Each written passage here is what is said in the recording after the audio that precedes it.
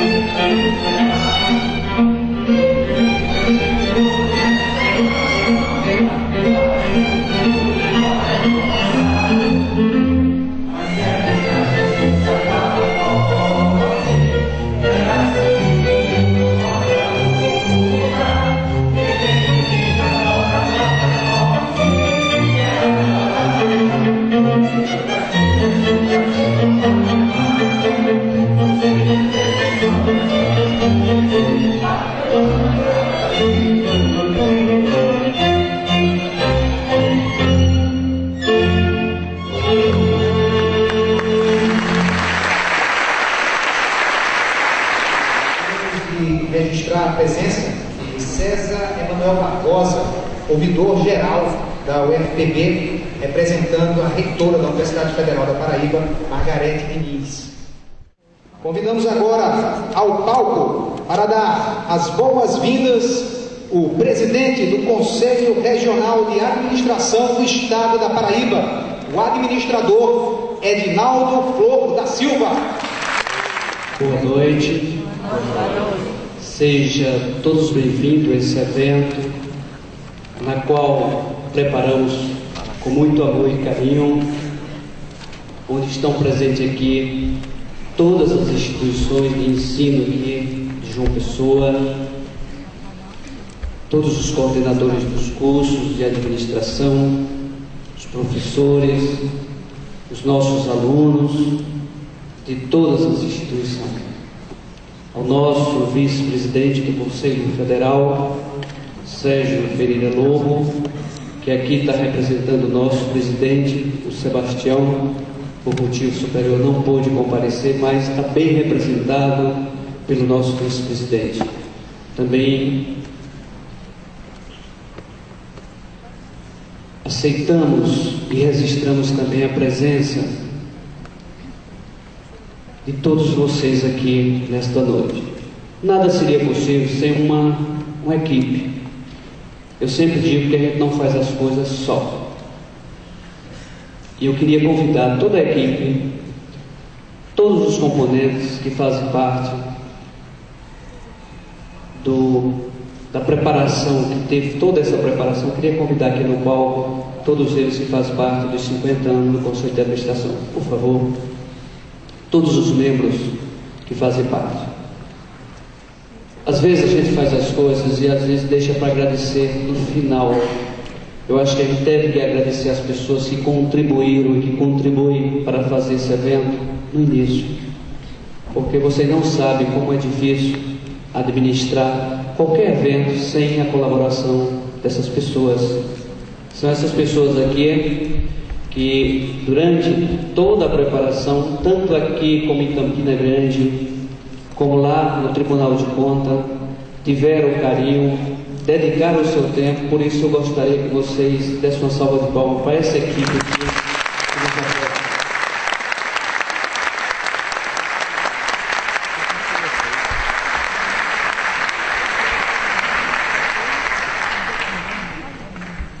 Está faltando alguém, Lorival está por aqui, Verônica também, Lorival também estava presente aqui. São essas pessoas aqui que nos ajudaram a fazer com que as coisas funcionassem.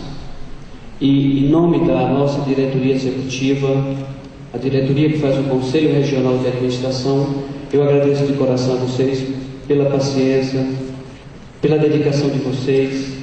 E que Deus abençoe a vocês, continue sempre nos ajudando para outros eventos dessa magnitude a gente possa fazer aqui no estado da Paraíba.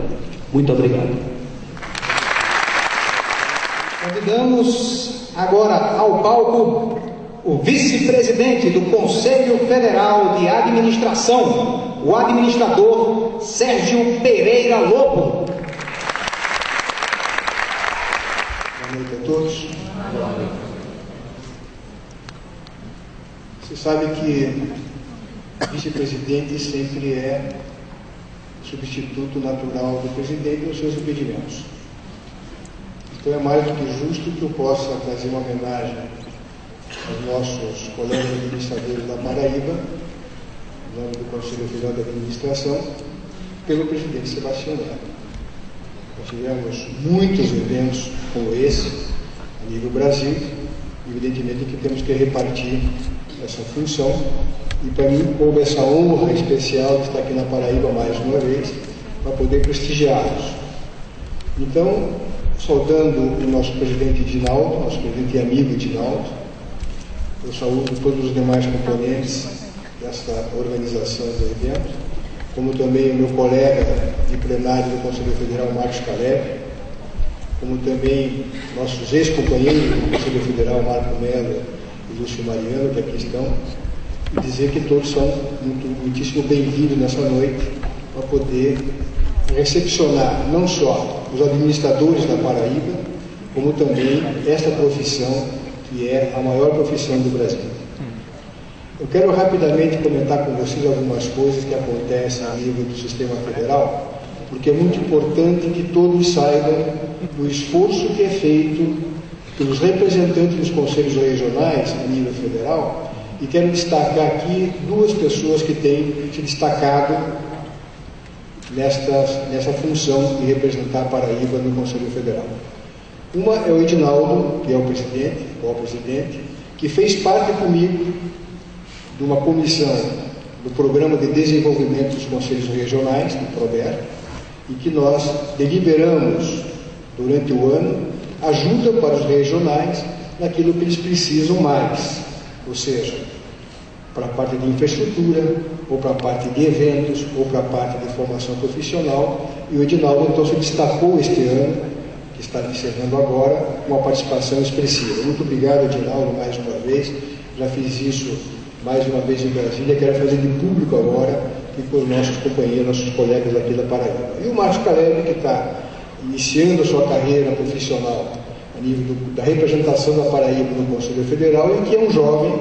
Eu tenho dito que nós, já com uma certa idade, encerrando a carreira, seguramente vamos deixar para eles que possam fazer a sequência daquilo que é o principal motivo do sistema CFA-CRA, que é o acompanhamento profissional de cada estado, de cada cidade, naquilo que diz respeito ao bom desempenho do administrador nas suas funções para a qual eles estão se capacitando. Como nós temos aqui muitos alunos, estudantes, eu quero uma mensagem especial para eles. Eu costumo dizer, eu fui a minha vida inteira na área acadêmica, eu fui da PUC do Paraná durante muitos anos até me aposentar, eu sempre dizia, fazia questão de dizer que a função do Conselho Regional e do Conselho Federal é uma delegação que nós temos no Ministério do Trabalho para fazer a fiscalização profissional. O que quer dizer isso? Significa que nós vamos tentar preservar os campos de atuação profissional do administrador para o administrador. Evitar que muitos curiosos, e tem muitos profissionais de outras profissões que são curiosos em administração e que acabam ocupando a nossa vez por uma questão ou outra. Eu quero dizer que, naquela época que eu estava dirigindo a PUC, eu sempre fazia a questão de dizer que uma universidade, uma faculdade, um curso de administração, como os demais, ele é formado de um tripé. Esse tripé diz respeito a uma boa infraestrutura, uma sala de aula condizente, uma biblioteca atualizada, um bom corpo docente. Depois, com tecnologias que possam realmente levar a modernidade para aqueles formandos, aqueles alunos que estão se capacitando para poder exercer uma profissão nobre, como é a administração, mas também depende de uma boa dedicação do seu aluno. Sem este tripé bem formado, estruturado e realmente com condições de fazer um bom curso, nós não teremos um profissional condizente com aquilo que o mercado precisa, o que o mercado quer. Por isso, então, nós estamos vendo hoje muitas informações que chegam pela imprensa, evidentemente, e que também chegam para nós no Conselho Federal, do mau desempenho profissional em algumas áreas. Vou citar algumas somente rápido, porque nós temos uma solenidade muito grande, mas dizer que agora, recentemente, recebemos da CGU, vocês estão acompanhando, evidentemente, todo esse processo que está se desenrolando através de um administrador, que foi homenageado pelo Conselho Federal na semana passada em Brasília, Augusto Nardes, que diligentemente está tentando aplicar a legislação daquilo que diz respeito ao bom desempenho da gestão pública no Brasil. Eu quero repetir porque essa informação da CGU, que está na imprensa, diz respeito a 60 municípios brasileiros em que eles tiveram uma sua auditoria normal, uma amostragem. Claro que eles vão fazer isso ao longo dos anos todos. Então pegaram 60 municípios brasileiros, de todas as regiões do país. Norte, Nordeste, Sul, Sudeste, Centro-Oeste, etc. 57 municípios têm as suas contas reprovadas só por uma questão de má gestão na administração pública. Por isso, então, gente, isso aqui é coisa recente, saiu agora, faz uma semana. É que o Conselho Federal montou uma Câmara de Gestão Pública justamente para tentar levar aos municípios levar os dirigentes políticos, estados, municípios, nação, enfim, a necessidade de se capacitar cada vez mais o administrador. Então eu volto a repetir, meus caros futuros colegas, alunos que estão aqui presentes nessa plateia. Sejam preocupados, vocês exijam cada vez mais. Façam questão com que a escola que vocês estão frequentando, alguns estão pagando porque são escolas privadas, outros não estão pagando porque são escolas públicas, mas independente de ser pública ou privada, exijam com que haja realmente uma preocupação por parte dos dirigentes escolares, dos dirigentes acadêmicos, para uma boa formação. Porque só assim nós vamos ter condições daqui a alguns anos, e espero que seja muito rápido isso, ter realmente condições de oferecer ao mercado aquilo que o Brasil precisa. Esse atual momento brasileiro, nós estamos aí vivendo uma intensidade muito grande e preocupante, evidentemente, eu diria que muito do que está acontecendo é por falta de gestão. Um bom país, como uma boa empresa, só pode ir bem se tivermos boa administração. Eu espero que vocês entendam essa mensagem como uma necessidade de uma autocapacitação, mas também uma participação razoável desse critério. Muito obrigado de novo pelo convite, espero poder representar bem a Conselho Federal. Mais uma vez, parabenizar todos os nossos colegas administradores aqui da Paraíba e dizer que estamos à disposição.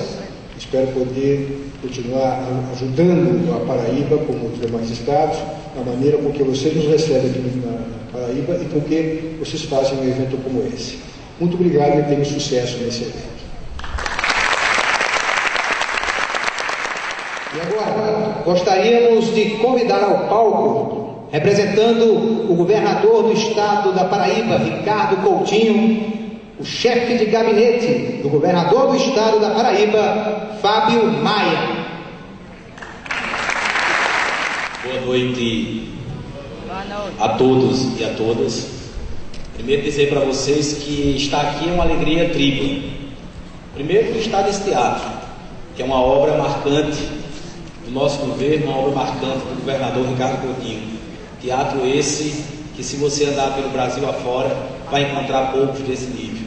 E que está aqui reforçando essa grande obra que é o Centro de Convenções aqui do estado da Paraíba.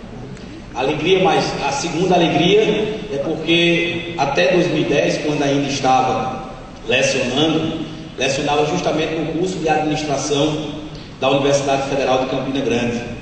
E lá, especificamente, conheci, apesar de ser da área de exatas, da área de matemática aplicada, conheci o papel e a importância de ser administrador. Daí porque quero saudar a todos e a todas, na pessoa de Adinaldo Flor, que está aqui levando à frente e levando muito bem o Conselho Estadual de Administração, onde necessariamente a gente sabe das lutas e das agruras que têm sido desenvolvidas e que têm sido trabalhadas para que cada vez mais se levasse a sério, principalmente a questão da administração pública. Saudar também o vice-presidente do Conselho Federal de Administração, Sérgio Lobo, na pessoa dele, saúde a todos e a todas os presentes. Quero dizer para vocês que a alegria dupla é no sentido justamente da gente entender o quanto é importante a administração, principalmente no papel de uma administração pública. Nós estamos vivendo um período de crise, um período que, se a gente não tivesse um Estado onde houvesse uma preocupação, e essa é a preocupação do governador Ricardo Coutinho, uma preocupação cada vez maior da administração, a preocupação do controle fiscal e financeiro, a Paraíba já teria perecido, como outros estados que têm inclusive situação econômica muito melhor do que a nossa. Não é à toa que no último mês de agosto a Paraíba foi o único estado da nação que conseguiu ter aumento do número de vagas, de postos de emprego em relação a todo o Brasil. Isso é decorrente de uma política e de uma preocupação cada vez maior, de que o que é público tem que ser tratado como público. O presidente do Conselho, o vice-presidente do Conselho Federal de Administração, colocava aqui quantas e quantas prefeituras temos no Brasil afora que têm suas contas reprovadas simplesmente porque não tem uma preocupação, muitas vezes porque não se contrata ou não se chama um profissional adequado para inclusive gerir uma secretaria de administração. E é dessa forma que a gente tem lutado a cada dia para que a Paraíba continue no rumo certo. E isso só é feito se você necessariamente fizer o dever de casa. Nós estamos a cada momento tendo uma diminuição de fundo de participação do Estado, e que isso traz inúmeras dificuldades para o Estado da Paraíba.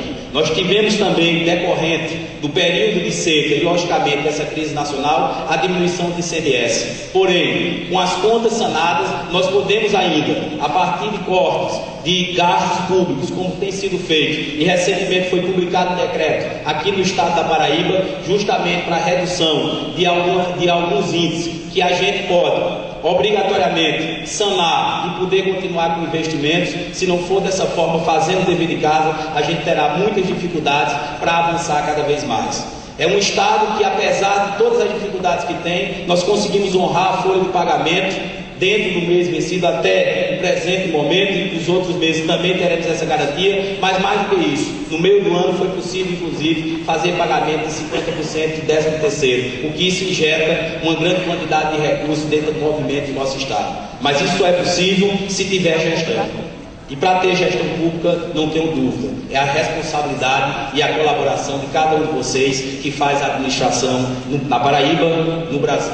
Porque é dessa forma que a gente vai conseguir avançar mais. Principalmente, temos bons profissionais, que eu não tenho dúvida, que as instituições, e que o Conselho preza por isso, mas as instituições que estão hoje enraizadas na Paraíba têm a preocupação constante. Se não tivesse, nós não estaríamos aqui nesse jubileu, 50 anos da regulamentação do administrador, da regulamentação do Conselho Regional de Administração, da regulamentação do Conselho Federal de Administração, e cada vez mais com a preocupação de que a gente tem que enxergar longe. E é nesse sentido que encerro minhas palavras, dizendo, como eu dizia aos meus alunos na época que estava lecionando, a gente tem que sempre mirar para cima, porque mesmo que a gente erra, a gente vai estar pelo menos entre as estrelas. Muito obrigado, boa noite a todos e a todas.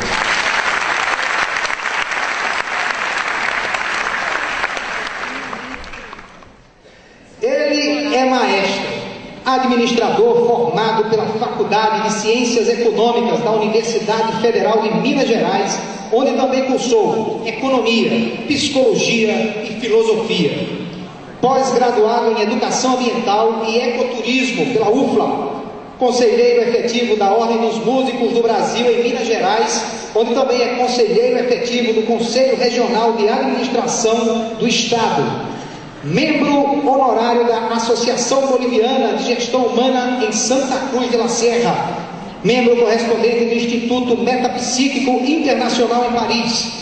Já realizou palestras na Argentina, Bélgica, Bolívia, Colômbia, França, Itália, Paraguai, Peru, Suíça e Uruguai.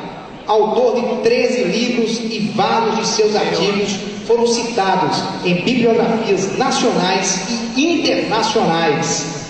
Prêmio Palma de Ouro pela composição e direção da opereta Armenoville. Ufa, que currículo, hein? Apresentando a palestra Gerenciando Sua Empresa como uma Orquestra, convidamos ao palco Raul Marinuzzi.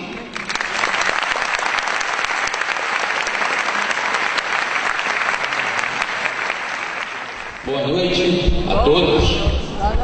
É um prazer e uma honra estar aqui nessa solenidade de comemoração dos 50 anos da administração oficializada no Brasil. Agradeço ao Conselho Regional, na presença do seu presidente, na figura do seu presidente, por esse prazer e essa oportunidade. E digo isso de coração pelo seguinte: João Pessoa talvez seja a cidade do Brasil onde eu tive mais oportunidades de fazer trabalhos até hoje. E isso se deve principalmente a uma figura que eu não sei se ainda é devidamente valorizada na sua terra natal. Santo de casa não faz milagre, né? Mas uma pessoa que é considerada uma das 3 maiores figuras da ecologia empresarial do Brasil, e que é, bom, não de nascimento, mas de coração, um morador dessa cidade, que também é muito querida para mim, que é o professor Luciano Azevedo Caú. Não sei se aqui vários devem conhecê-lo, que inclusive é acadêmico de administração, foi membro do conselho, membro da BRH, e realmente é um elemento que era respeitado, inclusive fora das fronteiras brasileiras, como um dos grandes nomes da ecologia empresarial. Conhece, né? Então, eu acho que para mim realmente foi uma satisfação muito grande. Ora, o que nós vamos fazer aqui não é uma palestra propriamente dita. Nós vamos fazer algo bem menos pretensioso. Então eu gostaria que vocês pensassem o seguinte: nós vamos tecer algumas reflexões comparando o funcionamento de uma orquestra com o funcionamento de uma empresa. E como é então uma reflexão, eu gostaria que vocês ficassem no espírito de happy hour e não no espírito de palestra, certo? Bom, agora por que eu uso a orquestra como modelo para fazer esse trabalho? Por favor. Se nós pegarmos toda a literatura da administração e da psicologia do trabalho, os grandes nomes, os grandes autores sempre citaram como modelo ideal de funcionamento de uma equipe a orquestra sinfônica. Gente, eu estou fazendo gesto porque não existe um sistema automático para eu passar as transparências. Então vocês desculpem, eu tenho que ficar regendo a transparência, tá certo? Bom, mas então, por exemplo, Peter Drucker, considerado por muitos como o papa da administração dos últimos anos, né? Ele dizia literalmente: a orquestra sinfônica é o protótipo da equipe de qualidade. Ora, esse é um motivo técnico que justifica. Outra, por favor. Vamos pegar William Redden, criador do sistema 3D do modelo 3D de estilo gerencial. Também ele dizia o seguinte, que na verdade ele só conhecia um tipo de equipe que funcionasse realmente com qualidade, que era a orquestra sinfônica.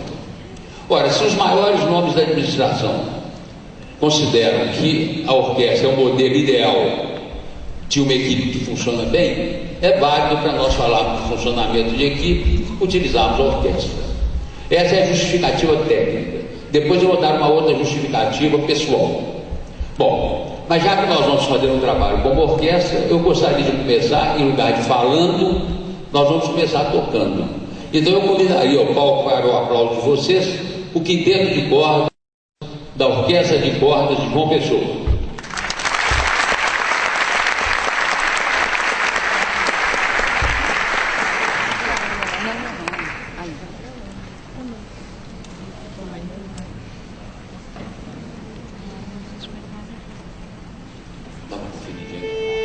E nós vamos começar apresentando para vocês o primeiro movimento da Serenata em Sol de Mozart, um dos maiores gênios da música de todos os tempos.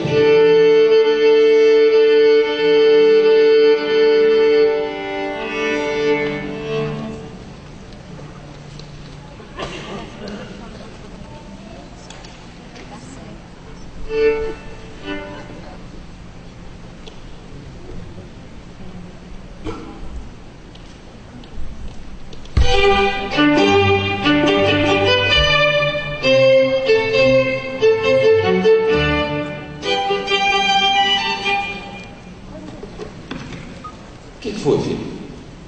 Maestro, eu não estou me sentindo bem.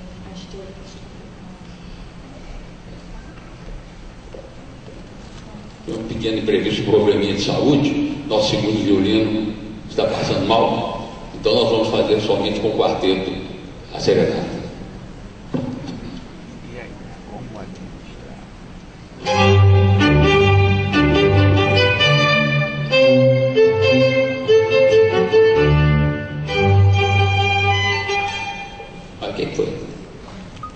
Porque vocês, maestros, tratam cada músico como se fosse um instrumento. Não foi o segundo violino que adoeceu. Ela tem um nome. O nome dela é Letícia. E o senhor parece ignorar esse e outros nomes por todos os ensaios. Foi mal. Bom, então, gente, como trio, nós vamos apresentar a Serenata em Sol de Mozart.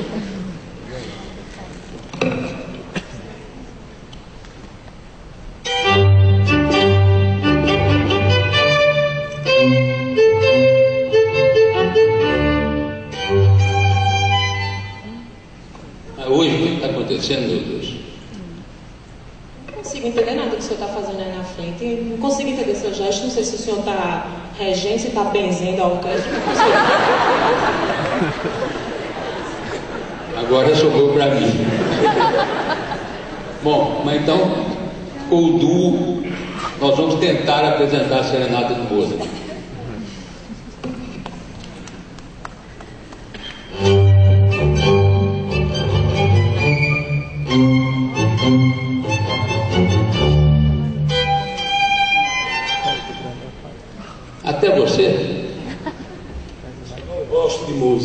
Eu odeio a música. Ele tá me obrigou a escutar a música. Eu vou embora agora.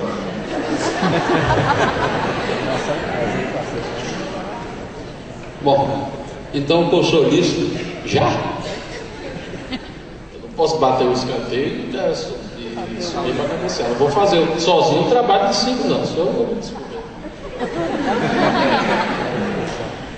Bom, eu espero que nunca tenha acontecido alguma coisa parecida com vocês.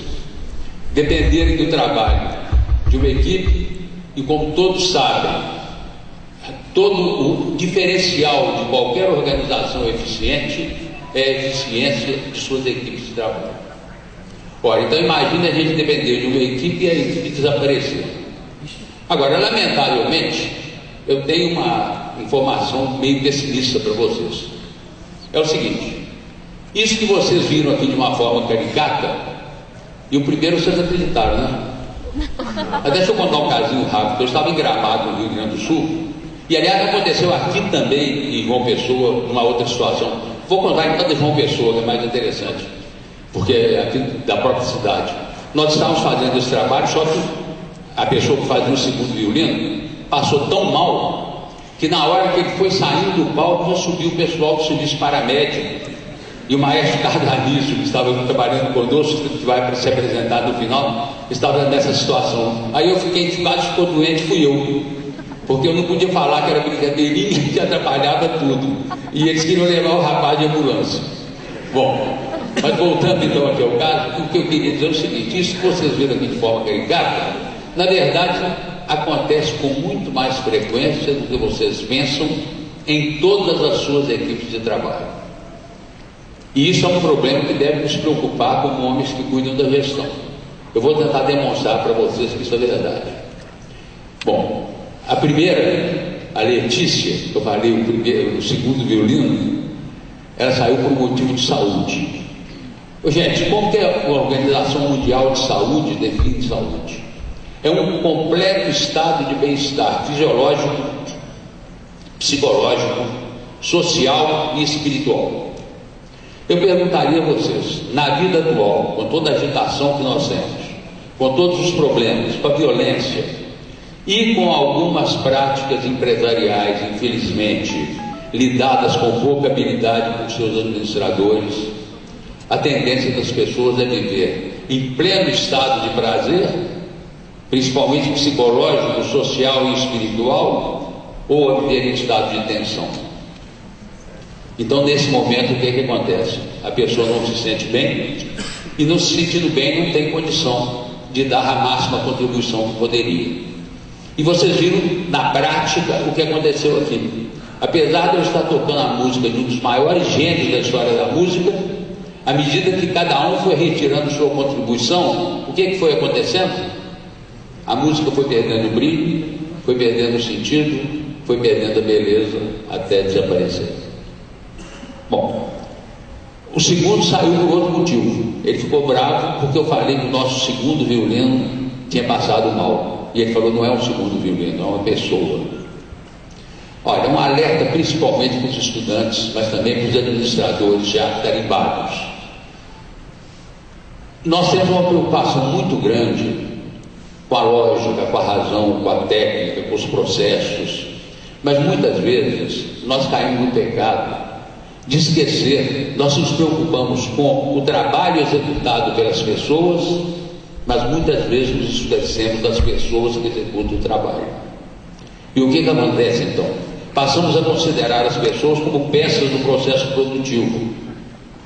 Houve uma época da história da administração que isso era comum, inclusive é citado nesse sentido. Nessa hora a pessoa então se sente desumanizada, robotizada. Ela se sente como uma engrenagem de uma máquina. Com isso ela perde naturalmente, vamos dizer assim, a sua motivação, sua contribuição diminui e a orquestra perde um pouquinho mais do seu brilho. Bom, a terceira, e aí o pessoal, o espírito sádico, o pessoal gostou. Ela não entendia a minha regência, não sabia se eu estava regendo ou benzendo a orquestra, né? Bom, o que é um problema de comunicação? Na verdade, gente, comunicação é uma coisa muito complicada.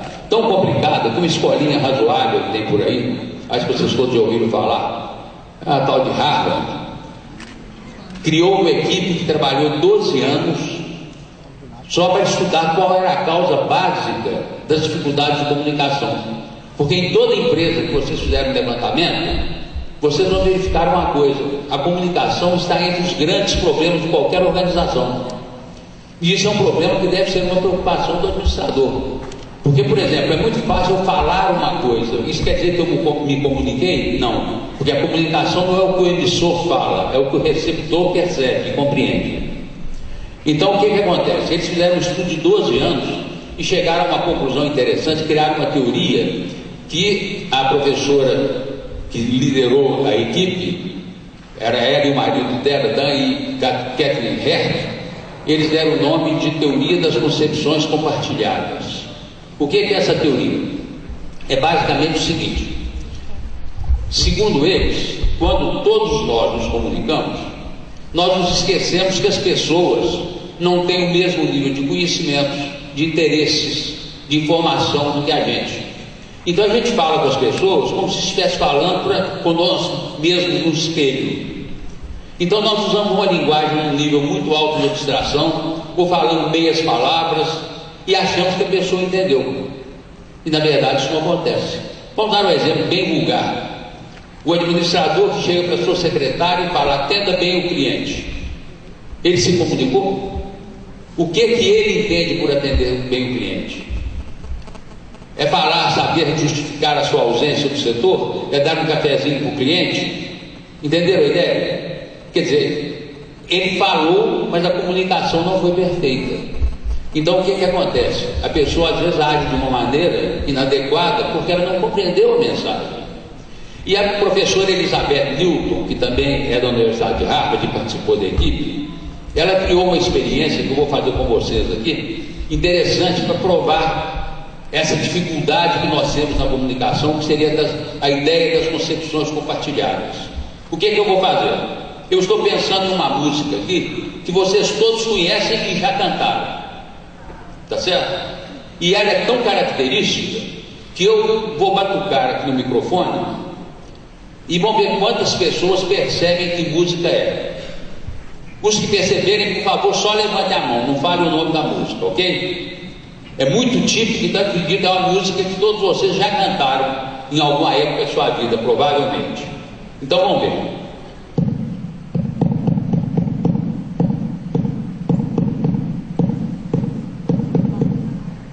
Vários já levantaram a mão. Para mim, é claríssimo. Vocês que levantaram a mão, é possível que alguém não tenha entendido? Não foi claríssima a mensagem? Só faltou fazer minhal. Gente, eu tirei o pau no gato. Agora eu vou repetir, vocês notem se realmente não está. Eu vou usar uma expressão um pouco elegante. Não está na cara que atirei o pau no gato.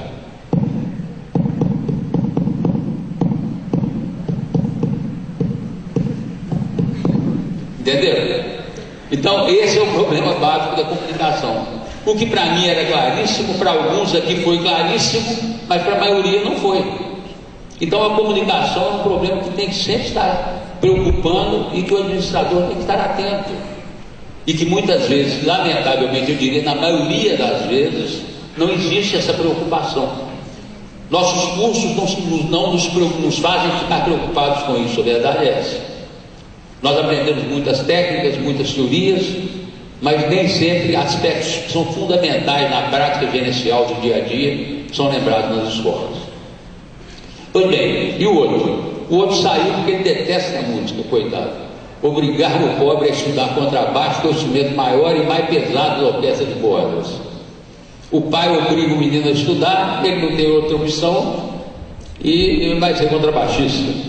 Ora, numa situação dessa, ele poderia estar motivado para fazer o trabalho. Agora, o que acontece é que hoje em dia, se vocês analisarem bem, lamentavelmente, em função da dificuldade do mercado, será que todas as pessoas têm a oportunidade de realmente trabalharem naquilo que as realiza? Dificilmente. Então, o que acontece? Se o administrador conhecer não somente o trabalho executado pela pessoa, mas se preocupar também com as pessoas que trabalham na sua equipe, ele vai compreender um pouco mais daquilo que realmente cada pessoa sente. Porque o que faz a unidade de uma equipe, gente, é o sentimento, não é a técnica, não é a lógica. O que cria, o que une a equipe é a sensação de bem-estar gerada por estar em conjunto fazendo alguma coisa. Pois bem, então o que acontece? Se nós conhecermos bem a pessoa, nós vamos poder escolher para ela algum tipo de atividade paralela que satisfaça realmente os seus meta-objetivos. Nessa hora, o que vai acontecer? Ela vai se sentir mais realizada e vai executar o seu trabalho com mais motivação. Seria inocência querer que cada pessoa fosse colocada no local exato de sua realização. Isso não existe.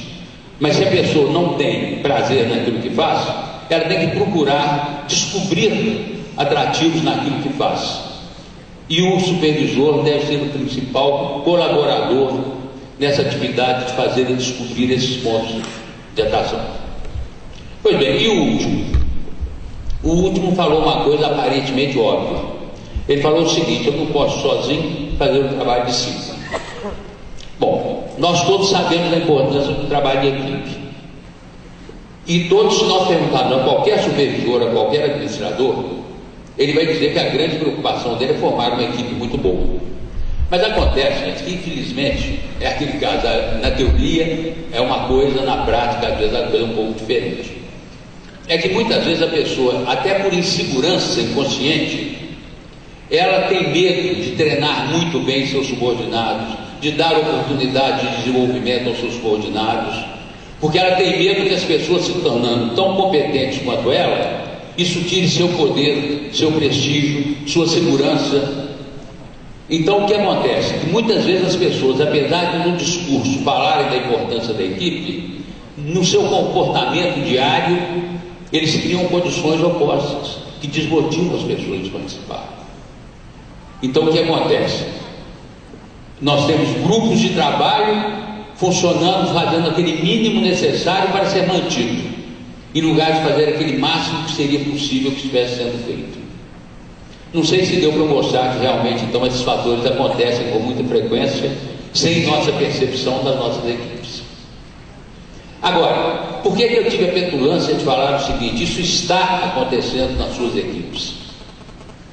Pelo seguinte: de acordo com a ecologia empresarial, que é o que há de mais desenvolvido em administração de pessoas, e que justamente era uma das especialidades do CAU, né, aqui da Paraíba, na verdade, a administração de pessoas, ela exige uma manifestação maior, uma liberação maior de sentimentos.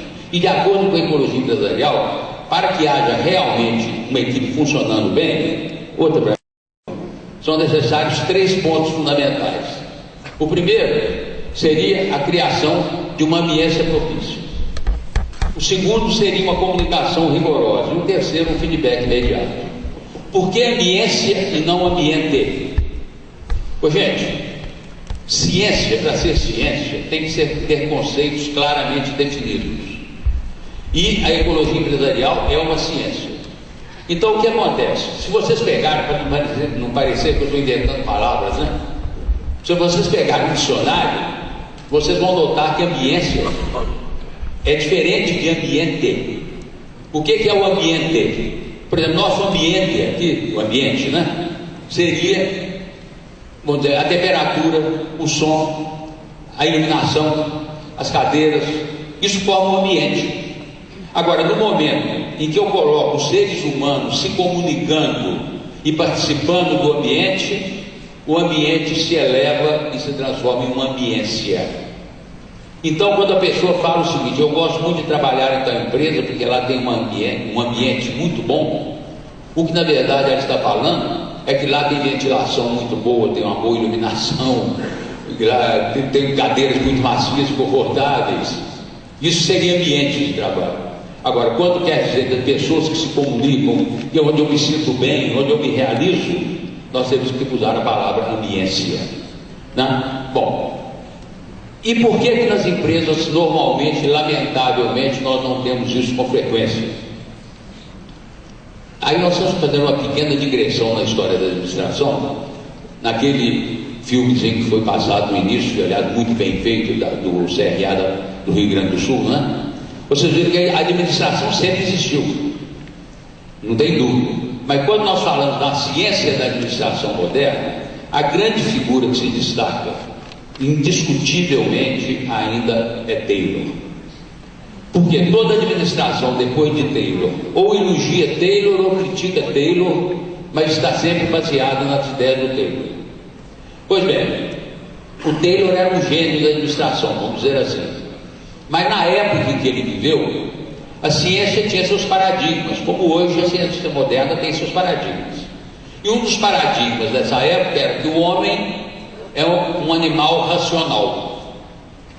Ora, se o homem é um animal racional, para lidar com racionais, o que é que eu devo utilizar? A racionalidade. Então Taylor e seus seguidores se preocuparam extremamente com a racionalidade no trabalho. E foi surgindo aos poucos uma espécie de uma esquizofrenia empresarial que dizia que qualquer coisa que fugisse do racional seria emocional, como se emocional fosse uma coisa horrorosa, o oposto de racional, quando na verdade é uma outra dimensão totalmente diferente. Então o que é que acontece? Com a preocupação de fazer coisas racionais, tudo aquilo que dizia respeito às emoções, aos sentimentos, foi barrido das organizações com muita frequência. Por exemplo, eu lembro de um administrador, lamento falar, não vou dar nome, claro, mas é um caso real, foi colega meu, ele dizia com um ar petulante, falava: olha, o riso é abundante na boca do ignorante. Pô, gente, na verdade a pessoa que sorri não quer dizer que ela não é responsável ou que ela não é boa profissional, quer dizer que ela é feliz, entendeu? No entanto, havia essa preocupação. Então, eles tentaram matar ao ponto de qualquer manifestação, por exemplo, artística, até mesmo filosófica, ser considerada ridícula. Eu tenho uma experiência pessoal que eu vivi, que eu vou contar para vocês, que eu acho muito interessante. Eu trabalhava na CEMIG, Companhia Energética de Minas Gerais, empresa bastante tradicional e que tinha a honra de ser chamada de empresa padrão do setor elétrico nacional na época. Pois bem, mas eu por 25 anos, por 28 anos eu trabalhei na CEMIG, mas por 25 anos eu fui diretor da Orquestra Sinfônica Mineira. Então eu tinha duas atividades paralelas, uma de dia e outra à noite. Então, uma vez, quando eu terminei meu curso de filosofia, me deu uma ideia e eu escrevi um livrinho. Mas escrevi um livro de filosofia, que até o nome dele já mostra que é uma coisa meio complicada, o Hidromel dos Avatares. Ora, pelo nome vocês veem que a coisa é complicada. O que era o tema do livro? O que é hidromel? É água com mel, é o mel dissolvido na água. Era a bebida dos deuses do Olimpo, da Grécia, né? E Avatar? Avatar é qualquer encarnação divina. Por exemplo, para nós cristãos, Jesus é um avatar. Mas eu peguei 3 avatares da religião indiana: Hermes, Rama, Krishna. Peguei São Tomás de Aquino, representando a teologia católica, e um mendigo, e fiz os 5 se encontrarem no alto do Monte Olimpo, onde eles não podiam descer porque era muito alto, e eles não sabiam como é que eles foram parar lá. Então, em cima do monte só tinha uma mesa com uma jarra de hidromel, e eles então tinham 2 opções: ou beber hidromel, ou dormir, ou conversar. Então eles começam a conversar, e nessa conversa eles desenvolvem toda a filosofia da evolução da espiritualidade, desde Hermes, que é considerado o primeiro grande avatar, até Jesus. Bom, quando o livrinho saiu, gente, vocês não acharam que é brincadeira? Eu trouxe um exemplar do livro só para mostrar, ele existe, está aqui, tá? É verdade. Bem, mas repare o seguinte: numa empresa tradicional, um camarada fazendo um livro, eu cometi um pecado maior ainda. O livro é inverso, é poesia. Ora, então, é área totalmente, vamos dizer assim, estranha para a racionalidade empresarial fria.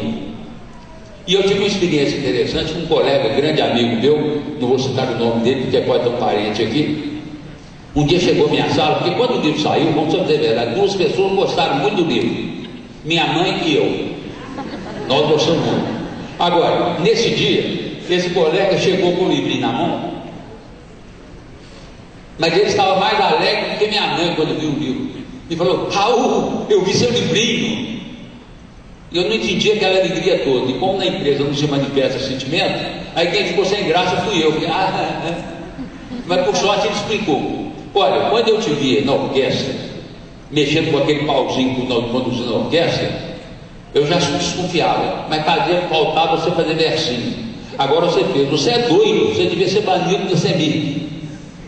Imagine a reação. Em lugar de falar, o camarada, além de ser chefe de divisão da empresa, na época eu era chefe de divisão, ainda sabe fazer verso e conhece filosofia.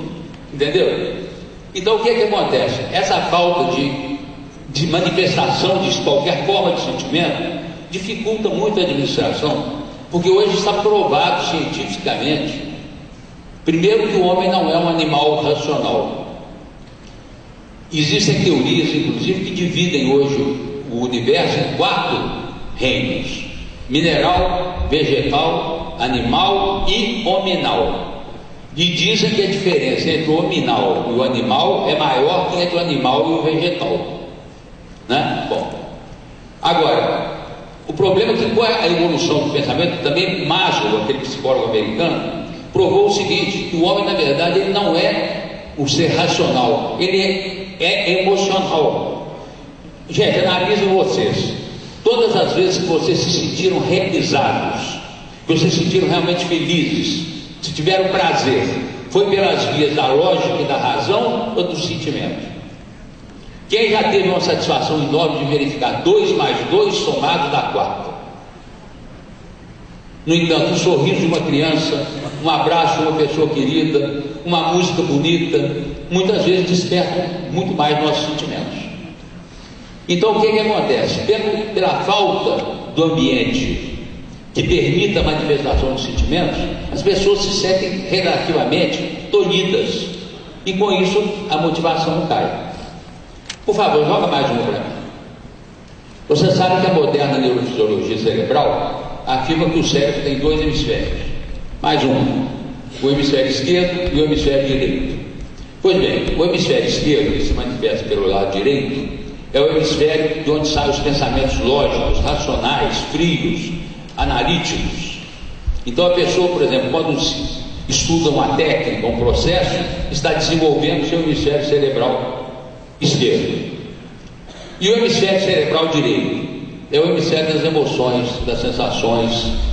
Por que, gente, que até pouco tempo atrás as mulheres não ocupavam altos postos nas organizações? A alegação era que mulher chora, mulher manifesta sentimento, e isso na empresa era punido, quando na verdade devia ser valorizado, como hoje começa a ser. Entenderam a ideia? Então o que acontece? Nós nos condicionamos pelo próprio tipo de ensino que nós temos na nossa realidade ocidental a só utilizar e só valorizar o hemisfério esquerdo. Nós somos treinados para ser pessoas eficientes, não para sermos eficientes como pessoa.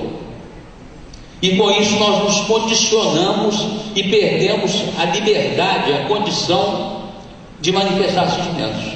Nós, quando queremos, não conseguimos. Tem uma pesquisa da Universidade da PUC do Rio de Janeiro, feita com 300 executivos e executivas do setor elétrico. Bom, eu não sei, não era do setor elétrico somente, é de vários setores, mas era de altos executivos, em que a pergunta era uma só: como o executivo ou executiva eram percebidos pela família? 97% das respostas era a seguinte: em termos de dar orientações, de colaborar na parte financeira, tudo isso eram excelentes, mas na hora da manifestação de sentimentos, praticamente era um fracasso. E o exemplo mais citado foi o seguinte: é do filho que chega aqui, está estudando em casa, tem que fazer um trabalho, pede a colaboração do pai ou da mãe para lhe ajudar, e ele fala: meu filho, não posso, eu estou fazendo uma coisa mais importante, porque ele levou, por não saber administrar bem seu tempo, ele levou trabalho para casa. Ora, existe alguma coisa mais importante do que ajudar na educação de um filho? Entenderam a inversão do valor? Mas eu falando isso, muita gente pode pensar, não, aqui está certo, está errado eu querer não fazer um trabalho para ir ajudar o filho. Nós nos condicionamos a isso. Desde a escola primária, nós treinamos qual hemisfério? Nós treinamos emoções ou treinamos técnicas, conhecimentos, aprendizagem? Tem uma experiência interessante, se vocês concordarem, nós vamos fazer. Perdão. Que é a seguinte, para quem quiser participar, por favor, descruze as pernas, descruze os braços, libere a mão direita, apoiada na perna direita.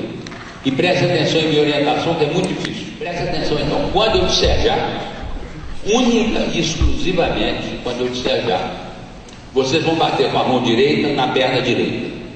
Quando eu repetir o já, vocês vão bater com a mesma mão direita na perna esquerda. E assim sucessivamente, sempre que eu diga já. Deu para entender? Bom, minha perna direita é essa, então vocês é de cá. Então vamos lá. Já, já, já, já, já. Eu frisei não, só quando eu disser já. O que aconteceu? Em 3 segundos, contra uma ordem direta, somente, única e exclusivamente, quando eu disser já, vocês se condicionaram àquilo que os psicólogos chamam de um estímulo neutro, que foi meu braço. Aí eu fiz uma mise-en-scène, fingi que estava com uma tosse, tomei um gole d'água, pedi desculpas, e eu podia continuar assim mais meia hora, que seria a palestra mais aplaudida da história da Paraíba. Porque a pessoa condicionada não tem meios de parar e pensar que besteira é essa que eu estou fazendo. E se vocês analisarem na nossa vida, gente, quantas tolices nós fazemos, porque nós aprendemos que aquilo é bom, aquilo é ruim, isso é certo, isso é errado. Entendeu? Então eu acho uma coisa que vale a pena nós pensarmos nesse condicionamento que nós temos. Agora, o que acontece? Esse condicionamento impede, então, que haja a liberação de sentimentos dentro da organização, o que gera desmotivação. Se eu conseguir, se o administrador conseguir liberar a manifestação de sentimentos, aí nós teremos, então, mais 3 fatores que estavam sufocados, vamos dizer assim, pela falta de manifestação de sentimentos, que se tornam perceptíveis, que seriam a disposição, a paridade e a parceria. Só que eu não estou cumprindo minha palavra com vocês. Isso que nós estamos fazendo está parecendo muito uma palestra, e eu disse que não seria. Então nós vamos mudar a nossa maneira de trabalhar. E eu, para começar a falar alguma coisa sobre disposição, eu vou convidar nosso colega contrabaixista, o professor Ercílio Antunes. Por favor, Ercílio. Palmas para ele.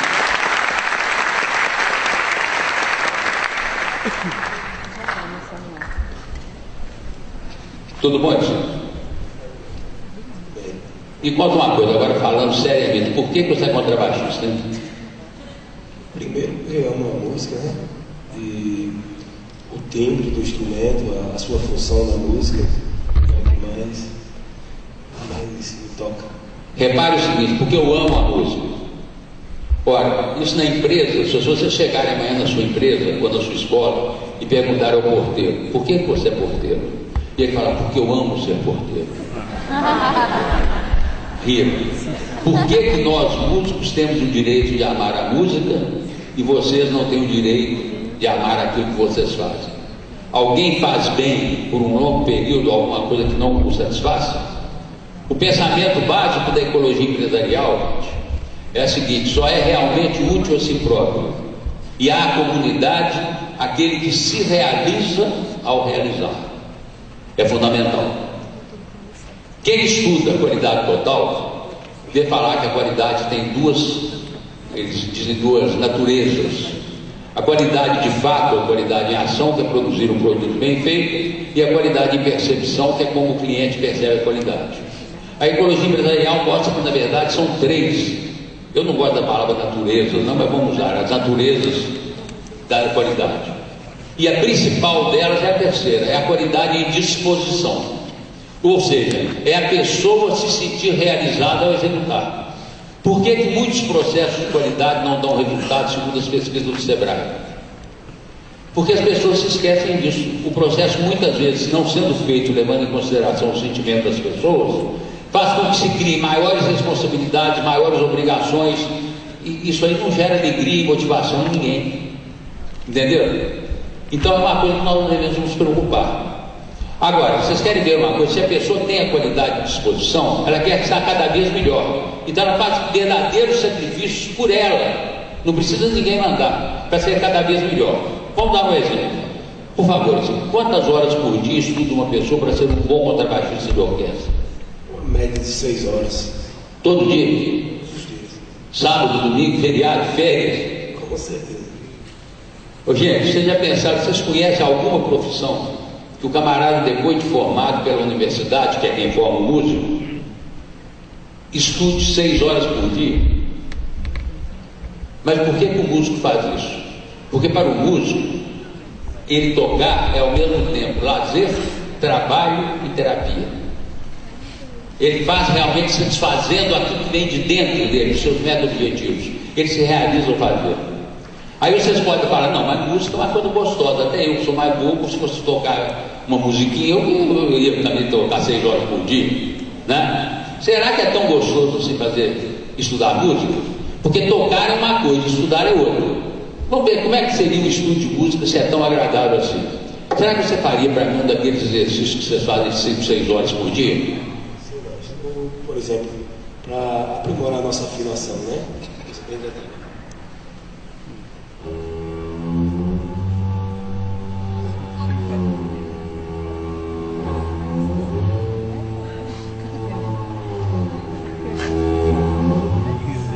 Seis horas.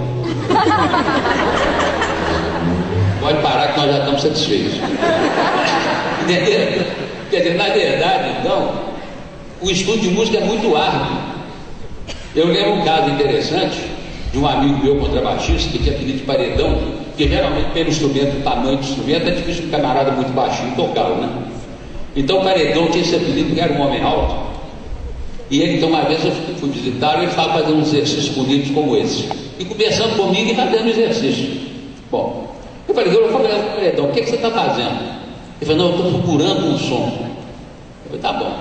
Passado muito tempo eu voltei na casa dele para variar e ele estava tocando a joelha, de coisas bonitas lá. Eu falei, vem cá, você ainda está procurando um som? Ele falou, não, eu já encontrei. Eu falei, mas então o que você está fazendo? Não, agora eu estou curtindo ele. Entenderam a ideia? Isso aí que faz com que o músico tenha justamente a qualidade em disposição. Ele faz com que isso realiza. E com isso nós temos como efeito o resultado de que a equipe seja considerada o modelo da equipe ideal. Muito obrigado. Mas vamos chamar mais de um colega para falar sobre o nosso próximo assunto, que é o professor Tom Drummond. Por favor, Tom.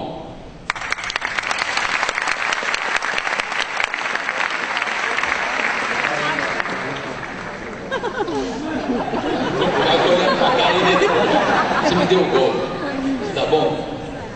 Agora me conta uma coisa. Você me esculhambou na vista do pessoal, falou que eu chamei a menina de violino, tentou me destruir aí na frente de todo mundo. Minha vingança vai ser terrível. Eu vou dar uma de psicólogo com você. Você falou que os maestros não consideram a pessoa seres humanos. Eu vou perguntar o seguinte, eu vou fazer uma análise. Você toca o violoncelo, que como contrabaixo, são instrumentos que fazem a base acústica da orquestra. Traduzindo, o que é a base acústica da orquestra? Enquanto os primeiros violinos, as violas tocam bonito a melodia, e o segundo violino, o contrabaixo e o violoncelo fazem a base acústica da coisa, o tum, tum, tum, tum, tum, tum. Então o que acontece? O camarada que toca isso fica revoltado e põe a culpa do maestro. Não é isso, não? Primeiro que a gente não faz tum, tum, tum. A gente se esforça, né, meu amigo? O cara estuda 6 horas aqui e ainda tem que receber uma reclamação dessa, junto comigo. Você está achando ruim, topo de violino aqui, que eu vou me embora. Me conta uma coisa então. Você acha que o violoncelo é um instrumento importante? Ele é igual a todos os outros instrumentos. Né? Ah, ele é igual a todos os outros? Isso. Então quer dizer que o violoncelo é igual ao primeiro violino? É igual, né? Se ele comete o erro, se eu cometo o erro, tanto faz. É a orquestra que comete o erro. Então vocês reparem uma coisa, é a noção de paridade. Mas com uma diferença. É que a paridade na orquestra é real, não é de discurso. Não é o gerente que chega lá, aqui nós todos somos iguais como pessoas. Vai fazer isso, fulano. Entendeu? Aqui na orquestra não. O maestro e os músicos, todos são tratados como seres humanos com o mesmo valor. Então isso faz exatamente o oposto daquilo que na brincadeira nós fizemos. De falar, por exemplo, o segundo violino está passando mal. Não, para nós o músico não é a peça do processo produtivo. Ele é que faz a música. O que adiantaria o maestro sozinho ficar aqui fazendo gesto se os músicos não tocassem? Entenderam a ideia? Olha, mas como você me xingou muito, eu ainda não estou satisfeito, preciso de mais um. Me conta uma coisa, querendo ou não, quando acaba a música e o público aplaude, o maestro vai lá e dá a mão para o primeiro violino e não dá a mão para você não. Então, no fundo, você não fica com uma certa inveja, porque eu queria que o cara errasse tudo, embolasse os dedos naquela rabequinha, para o maestro aqui falar, por que você não toca bem aqui no nosso violoncelista? Isso acontece? Não, porque o violinista ele é o representante da orquestra, né? Então, como eu disse, eu me sinto orgulhoso por ter ele como representante, e se ele ou eu cometemos erro, tanto faz. Então, quando ele é cumprimentado pelo maestro, você se sente realmente cumprimentado? Eu me sinto. Gente, aí entra a outra noção que é de parceria. É que na orquestra também a parceria é real. Eles sabem que estão no mesmo barco. Um torce pelo outro, um tenta valorizar o outro, um tenta facilitar para o outro. Será que isso acontece em todas as nossas equipes, nas nossas empresas?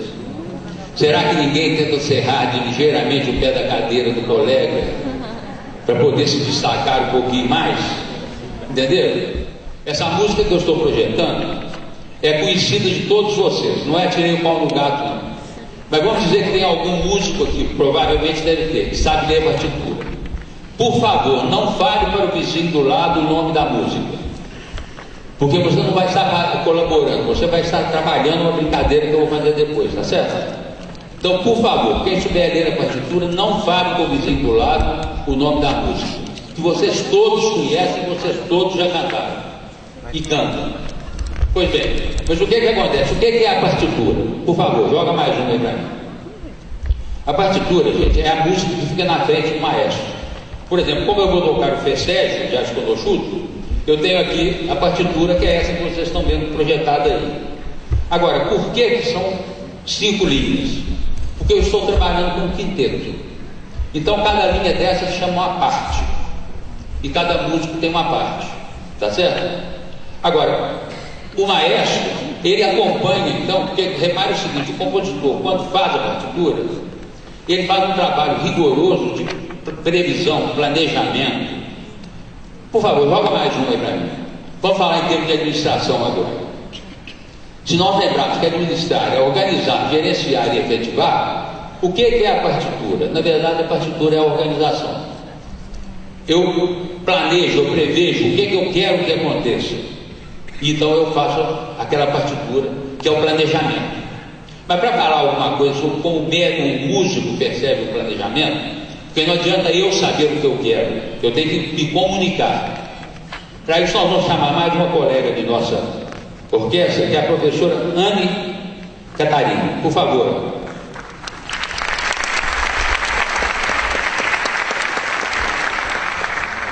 Vem cá. Você não sabia se eu estava regendo ou benzendo? Agora minha vingança também vai ser parecida com a dele. Eu vou te fazer uma prova de música em público.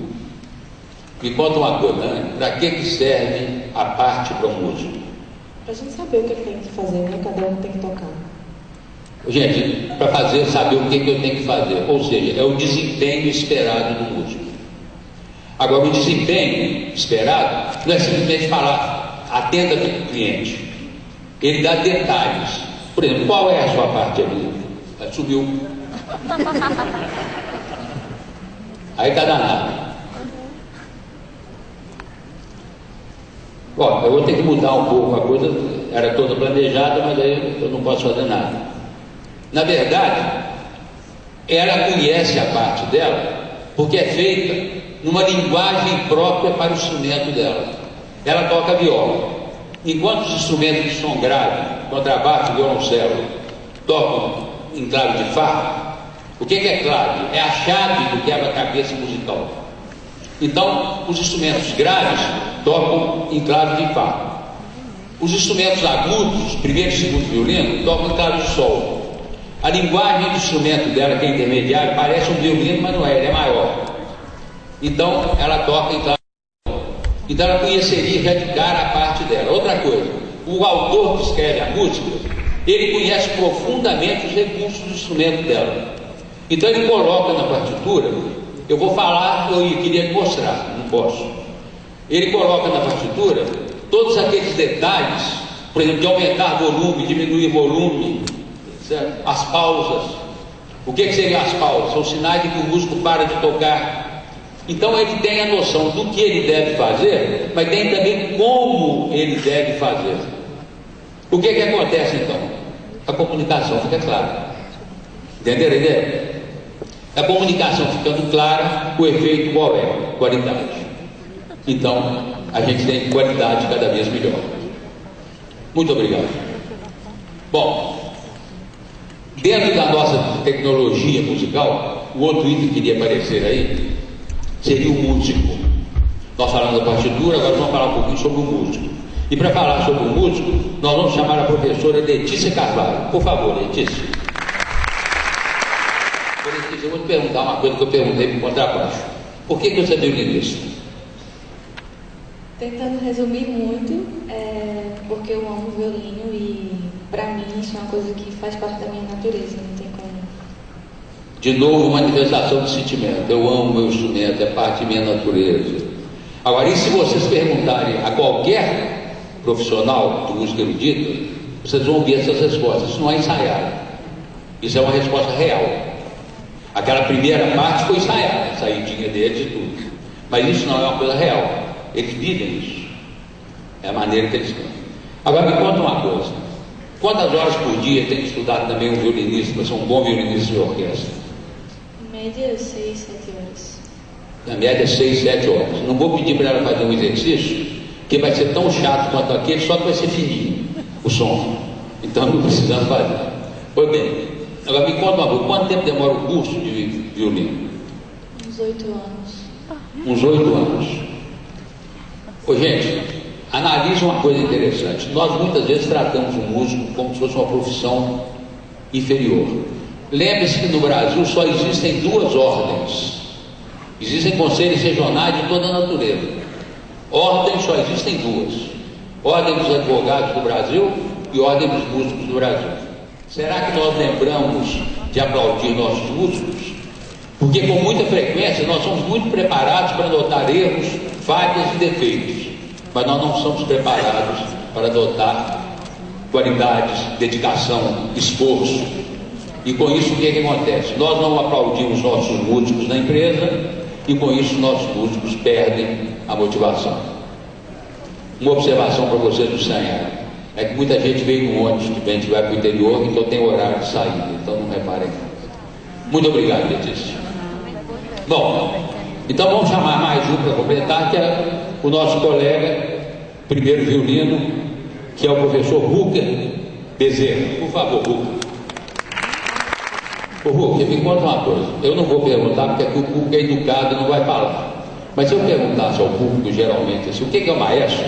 Porque a maioria das pessoas pensa assim, é um chato que fica na frente da orquestra fazendo um gesto que não tem sentido, mas também não tem problema porque ninguém está olhando mesmo para ele, então tudo bem.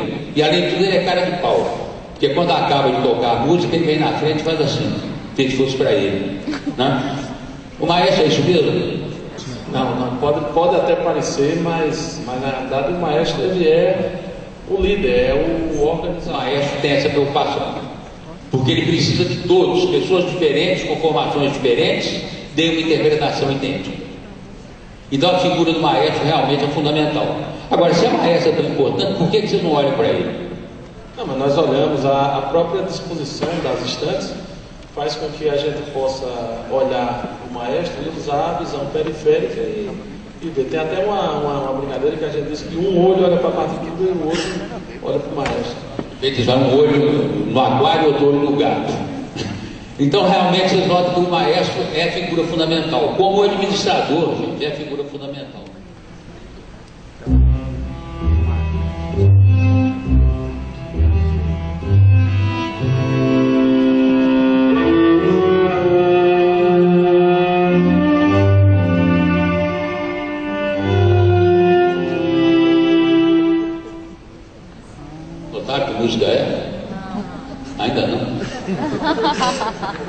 Bom, agora eu vou pôr o primeiro violino e vocês vão notar. Agora, quando nós tivemos a honra e o prazer, repito, de ser convidado para vir essa palestra para vocês aqui, nós pensamos qual a música mais adequada para uma situação como essa. Nós estamos comemorando 50 anos da profissão de administrador de empresas. Então, o que é que nós gostaríamos de nossa linguagem musical falar, mas emocionalmente, falar não para o ouvido de vocês, mas falar para o coração de todos os administradores e de todos aqueles que têm dignificado a profissão do administrador. Nessa hora, volto a lembrar meu grande amigo Luciano Azevedo Paul, por exemplo, que dedicou a vida inteira à administração. Né? Então, escolhemos uma música que entendam essa música o seguinte: para você, administrador, nós estamos dizendo da nossa linguagem, do fundo do coração.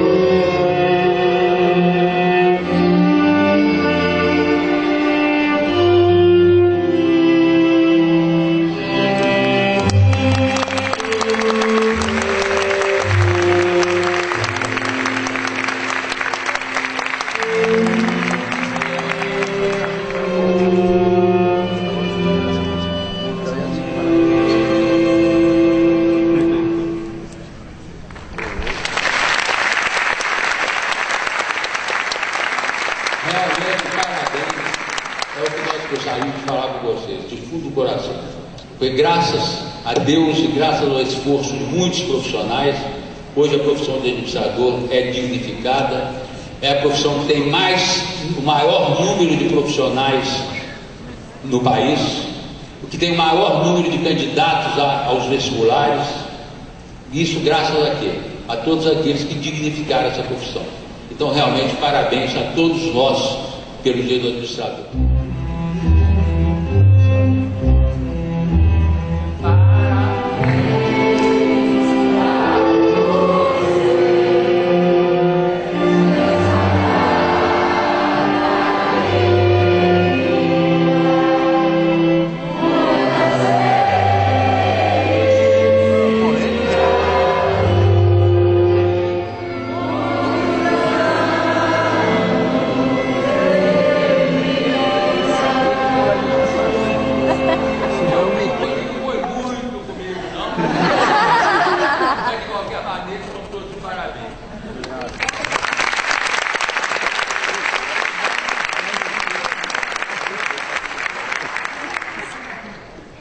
Nós estamos chegando ao final do nosso bate-papo, agradecendo muito a contribuição de vocês.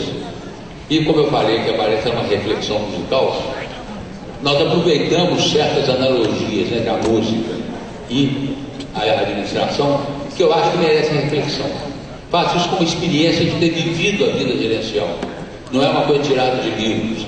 É uma ideia que veio em função da minha própria vivência, como maestro de orquestra e como gerente de empresa, nas centrais energéticas de Minas Gerais. Espero que tenha trazido alguma contribuição para vocês. E então, para terminar, mostrando realmente a qualidade da orquestra, eu vou fazer aquilo que eu tentei no início e não consegui. Vou apresentar para vocês a Serenata em Sol de Novo. Vamos sentar? Aproveito para mais uma vez agradecer a todos, agradecer ao Conselho Regional que me convidou, ao nosso presidente, agradecer a todos de coração. Foi um prazer enorme estar aqui com vocês. Me desculpem por erros que não dependeram de nós, mas que dificultam o trabalho. E vamos terminar então alegremente ouvindo a Serenata em Sol de Novo.